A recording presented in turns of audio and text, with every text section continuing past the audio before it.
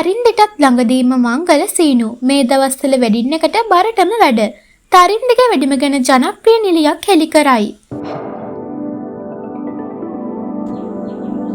ජනප්‍රිය රංගන ශිල්පිනී තරින්දි ප්‍රනාන්දු ඉසුරු ලොකු හෙට්ටිආරච්චිගේ සමඳතාවය අවසන් වීමෙන් පසුව මේ වන විට කඩවසම් රංගන ශිල්පී චතුර රාජපක්ෂ සමග විවාහ දිවියට එළඹීමට සූදානම් වනවා. ඒ පිළිබඳව ඔවුන්ගේ සමීපතම රංගන ශිල්පිනියක් මාධ්‍ය වෙත පවසා තිබුණේ මේ ආකාරයෙන්. ඔන්න ළඟදිම ඒ දෙන්නගේ වෙඩින් එක ගන්න හදන්නේ. තරින්දි හොගාලා ප්‍රීෂුට් කරනවා. වෙඩින් එකට ඔන්න මෙන්න නිසා. ඇත්තටම තරින්දි කියන්නේ නිලියකටත් වඩා පට්ටම චරිතයක්.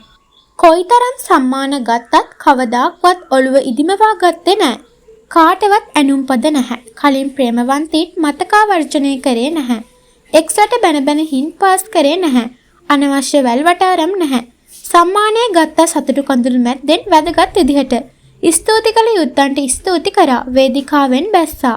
ඉතින් තරින්දි වගේ කෙල්ලෙක් ලැබුණ එක චතුරගේ වාසනාවක්. අද හෙටම රටම හොල්ලන වෙඩින් එකක් එයි. බලන් ඉන්නකෝ යනුවෙන් ඇය පවසා තිබුණා.